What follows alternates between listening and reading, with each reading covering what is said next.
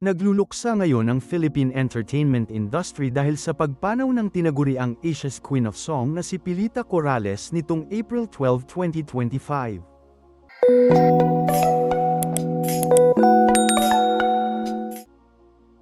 Binawian ng buhay si Pilita sa edad na 87 at naulila niya ang kanyang mga anak na sina Jackie Lu Blanco at Ramon Christopher Gutierrez.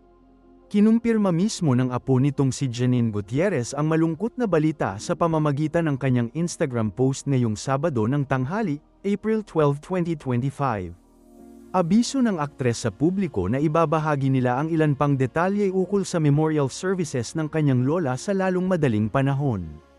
It is with a heavy heart that we announce the passing of our beloved Mami and Mamita, Pilita Corrales. Pilita touched the lives of many, not only with her songs but also with her kindness and generosity.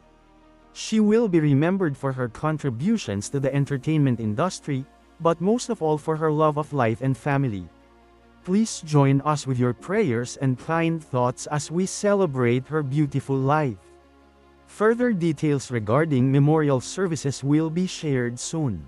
Bagamat wala pang anunsyo kung ano ang dahilan ng kanyang pagpanaw, hiling ng kanyang pamilya ay panalangin at pasasalamat sa mga taong nakiramay sa kanilang pinakamamahal na ina. Marami namang netizens ang nagpaabot ng kanilang pakikiramay sa nasabing post ng aktres. Unang sumikat si Pilita Corrales noong 1959 sa Melbourne, Australia at kalaunan ay bumalik ito sa Pilipinas at naging tanyag na mang-aawit dahil sa kanyang boses at ang pagliyad ng balakang sa tuwing umaawit, ang tumatak ng husto sa publiko. Anong masasabi nyo sa usapin na ito? Magkomento lang sa ibaba at maraming salamat sa panunood.